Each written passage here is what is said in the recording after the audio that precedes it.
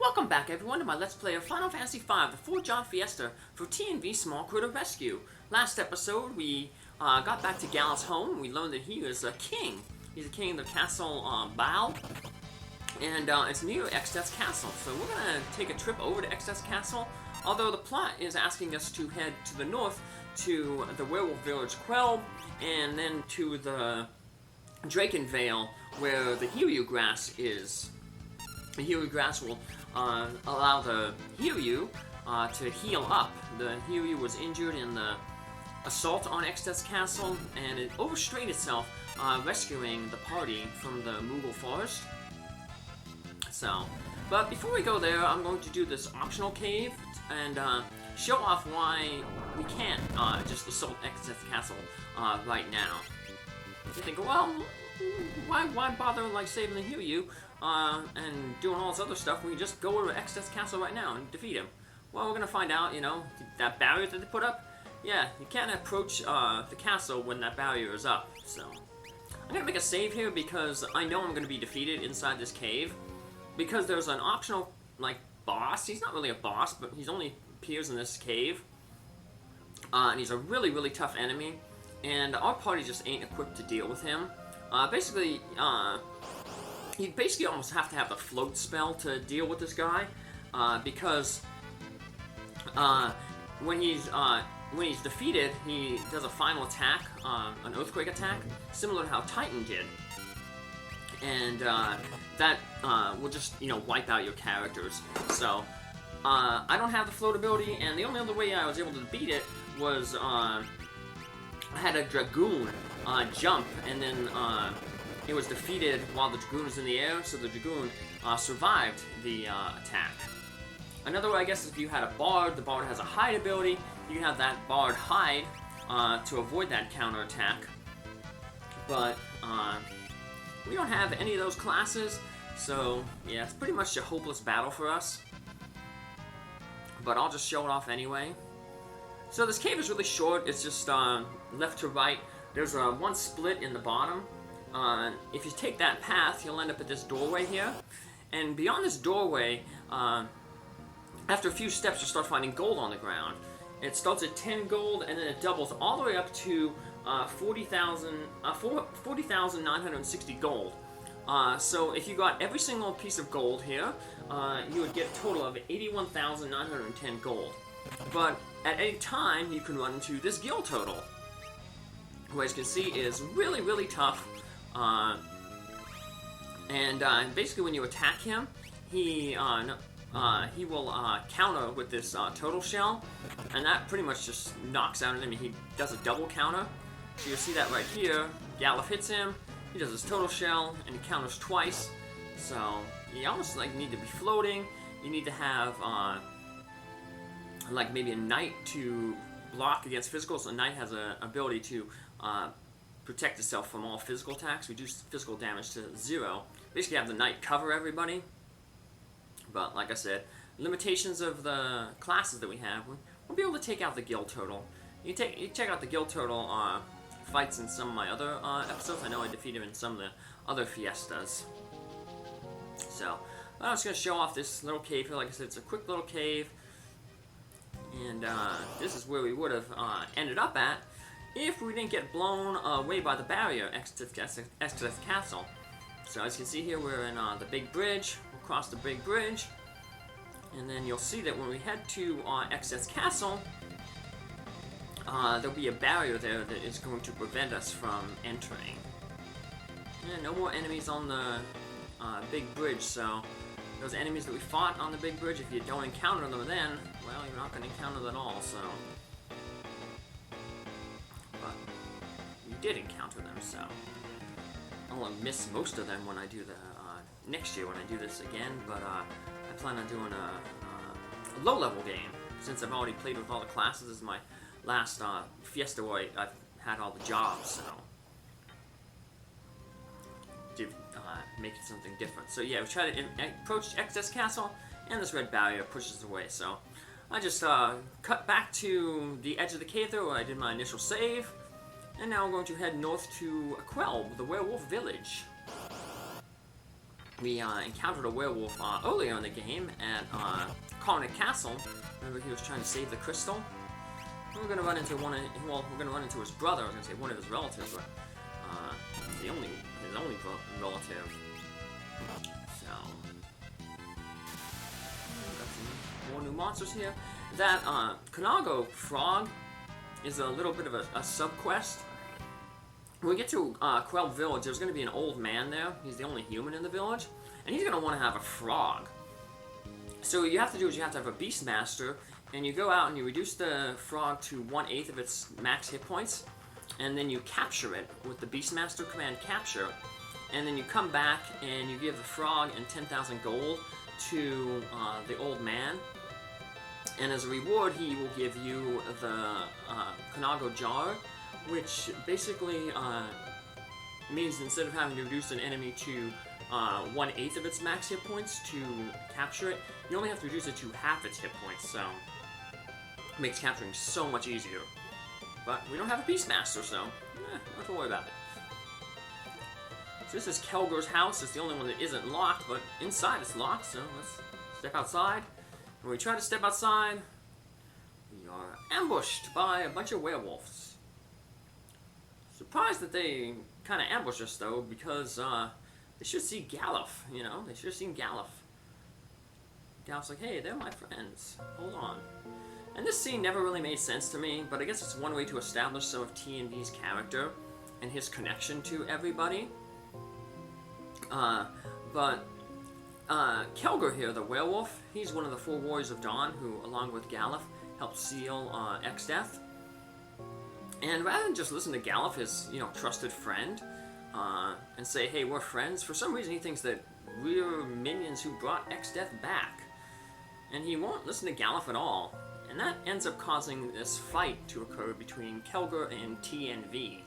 So it's a one-on-one duel, but luckily it only takes place in a cutscene. We don't have to actually fight the guy.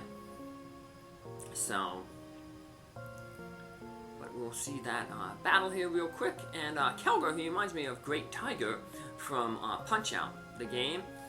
Because one of the moves that Great Tiger does is he teleports around the ring in a circle, and then he punches you, and you gotta block him. Well, Kelger does something similar to this lupine attack. So he circles around TNV, punches him, circles around, hits him, circles around, hits him, and he's taking a page out of Little Mac's book, and he learns to, I guess, block it and anticipate when the attack's coming, and he counters, and boom, knocks Kelger into the next room. TNV, you. And this is where we're going to learn more about TNV's past, and how it ties in with Galuf and Kelger and the Warriors of Dawn.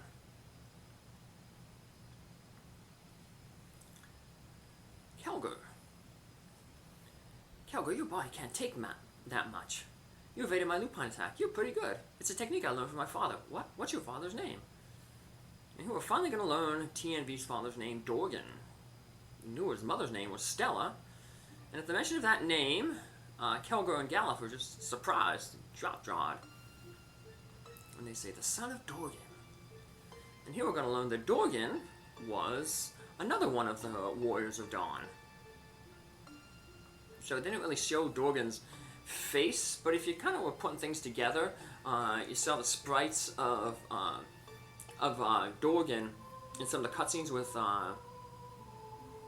TNV. You would notice that a similar sprite was one of the 4 Warriors of Dawn. So this just confirms that right here.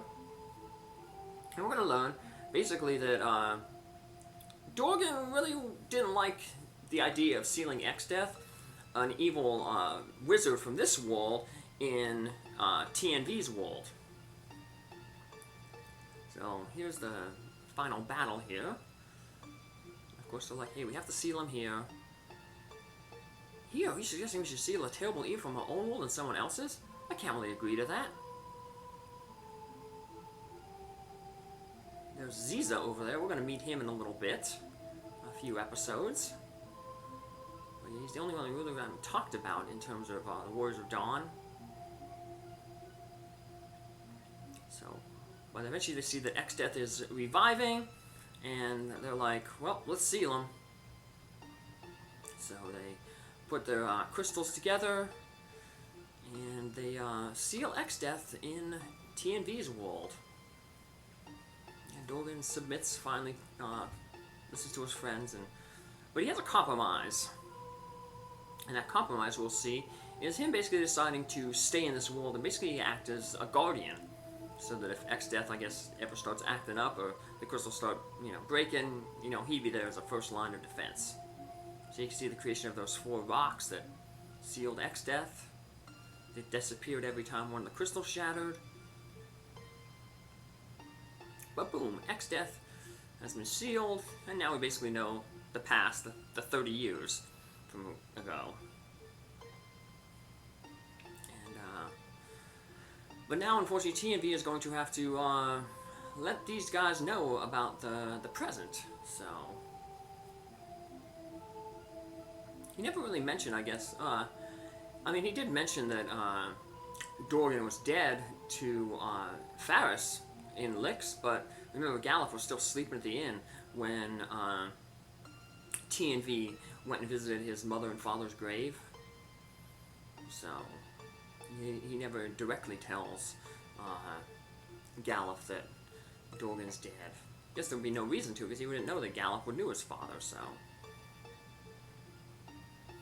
Of course, Kelger's going to ask, how is Dorgan? And this is what TNV says, hey, 3 years ago he fell ill and he passed away, so. But as a favor to his old friend Dorgan, Kelger agrees to open up the gate. And besides opening up the gate now, we'll notice another change in the town. A bunch of people are out, so a bunch of werewolves are out. So wandering around before when we went in, no one was around and all the doors were locked. Well, now the doors are all opened and we can talk to some people, get some information. Not too much to buy here. Spells are the same as in Rugel, the frontier town. Equipment is mainly the same. With the exception of, there's a new type of armor that we're going to get for TNV and for Galuf. So these guys are just reiterating the whole thing about, no one who goes in the Valley of Hiryuu, the Drakenvale, basically comes back alive. But Cara basically said that back in the Castle Ball. So, just looking at my items here, wanted to make sure I didn't have 99 potions, because we don't have to stay at the inn here. Because in the back there's a kitchen, and one of the werewolves there will feed us a meal that'll basically function as an inn, and he will also give us 8 potions at the end. Once we have the meal, it's like dessert, I guess. So this is why I was checking out my potions. I want to have 99. If I did, I'd sell 8 because I knew I was going to get 8 for free here. Unfortunately, you can't take advantage of this forever. This only happens 3 times. After that, the werewolves basically we're out of food. So we can only do this 3 times. We'll do this now before heading into Drakenvale. On our way back from Drakenvale, we'll stop and do it again. And then the 3rd time, we'll do it much later on in the game when we kind of head back toward this village. But yeah, after you eat, you don't want to go back into that chair again, or else you'll trigger the cutscene again and you'll use up another one of your 3. So this guy, in another translation we learned, is actually the brother of the werewolf who died in Karnak, who was saving the fire crystal. In another translation that I played earlier, or another translation that I played in a previous festival, was based on the Game Boy Advance translation. And in that one, the guy says, my brother, Fang, he went to the other world to try to save the crystals. So we talk about that in the well. You know, there's some funny noise coming down there, and that man jumps out. He's the one who asked about the frog. So I'm not going to do that mini quest. Like I said, all you have to do is just find one of those frogs, take it down to 1/8 of its hit points, and then defeat it, capture it, come back here, give the frog to the man, and 10,000 gold, and you get that Cornago job. You can see it in one of my other festivals that I've done. In the first festival I know, back in 2020, I did it because I had a Beastmaster there, so the jaw is really good for the Beastmaster. So yeah, no new real equipment here. The only stuff, like I said, we wanted to get is the new strength. we're going to lose the 1 point of agility boost, but we're going to get 3 points of strength. So 3 points of strength I think is better than just the 1 piece of agility. It's going to help out with our, attack.